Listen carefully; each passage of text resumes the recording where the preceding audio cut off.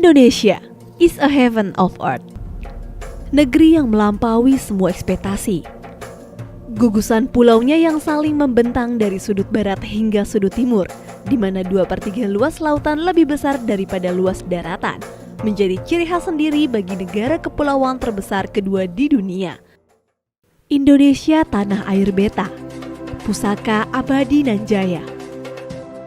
Sebagai negara yang berada pada perlintasan 2 benua dan 2 samudera, Indonesia termasuk negara yang rawan dari sisi keamanan laut, baik keamanan laut yang bersifat lokal, nasional maupun internasional.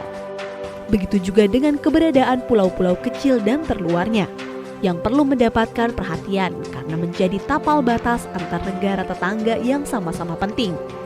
Menjaga pulau-pulau terdepan yang menjadi teras utama bagi wilayah Indonesia merupakan hal yang sangat penting dan menjadi kewajiban bagi seluruh warga negara Indonesia. Istilahnya saya udah ada jaminan. Hak saya di sini tidak ada yang bisa mengganggu-gugat, saya tidak ada yang bisa mengusir saya. Alhamdulillah istilahnya saya nyaman berada di dalam rumah saya sendiri. Kalau seandainya nggak ada sertifikat, istilahnya saya berada di rumah tapi was-was, takut diusir sama orang lain karena aturan-aturan mereka. Jadi dengan adanya sertifikat, ada jaminan dari pemerintah, insya Allah ke depan kami merasa nyaman di pulau ini. Jadi alhamdulillah dengan adanya kami di sini, eksistensi kami di sini, pemerintah bisa melakukan semacam pembangunan dan sebagainya. Dan alhamdulillah Pulau Pelampung ini masih tetap bagian dari negara Kesatuan Republik Indonesia.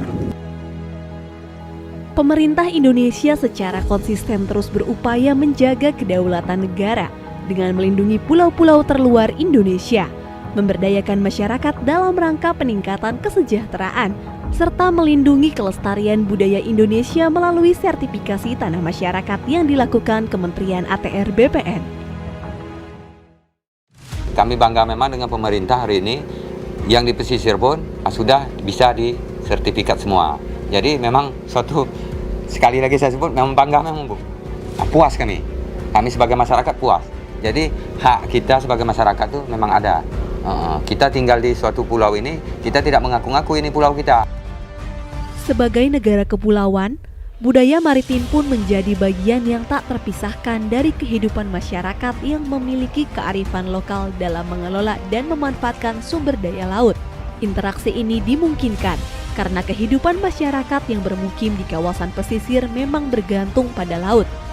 Karena kita tinggal di pulau ini sudah berapa turunan, dari di atas kakek kita lah, sudah berapa turunan menetap di sini. Jadi kita sudah menyatu. Tapi kalau kita orang pulau dipindahkan ke kota, itu tak akan nyambung. Pemberian hak atas tanah bagi masyarakat pesisir dan masyarakat yang tinggal di atas laut menjadi sangat penting karena terkait dengan eksistensi, kebebasan serta harkat dirinya sebagai warga negara Indonesia. Karena dengan adanya kepemilikan hak atas tanah dapat menjamin kesejahteraan warga negara yang lebih produktif. Menjaga pulau-pulau terdepan bukan hanya sekedar pulaunya saja, namun terdapat pula kebudayaan masyarakat seperti Pulau Penyengat yang memiliki kekayaan berupa peninggalan bangunan budaya Melayu dengan sejuta pesona dan telah ditetapkan sebagai cagar budaya yang harus dijaga kelestariannya karena menjadi bukti bahwasannya di pulau kecil ini roda pemerintahan kerajaan Melayu dijalankan.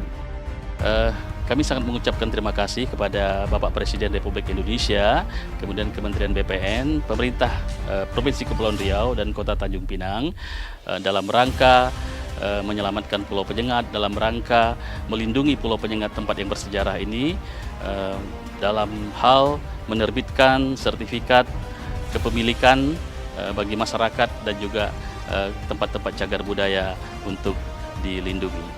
Pemerintah berhasil memenuhi kewajiban administrasi pertanahan dengan sistem informasi spasial dan yuridis, serta mengesahkan hak atas tanah, menciptakan kepastian hukum dan rasa aman.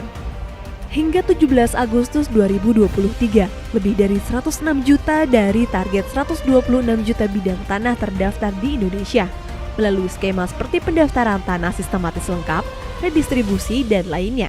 Meski demikian, untuk mencapai legalisasi hak atas tanah di seluruh Indonesia pada tahun 2024, perlu mengatasi 4 masalah utama, termasuk legalisasi tanah di wilayah pesisir, penyelesaian konflik agraria pada aset negara, tanah transmigrasi dan redistribusi tanah dari pelepasan kawasan hutan.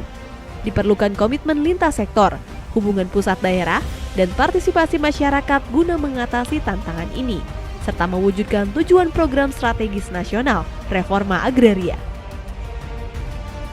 Dalam rangka mendukung pelaksanaan gugus tugas reforma agraria, saat ini Kementerian ATR BPN menghadirkan platform Bumi GTRA yang merupakan wadah informasi GTRA tingkat pusat, provinsi, dan kabupaten atau kota, guna mempercepat penyelesaian permasalahan pertanahan yang menjadi agenda dari reforma agraria yang berbasis digital dengan prinsip keterbukaan dan kemudahan akses data dan informasi. Dalam menyelesaikan semua persoalan reforma agraria, Kementerian ATR BPN tidak dapat berjalan sendiri.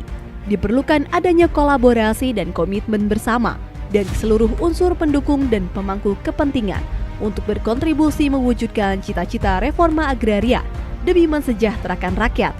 Untuk itu, negara hadir melalui GTRA Summit.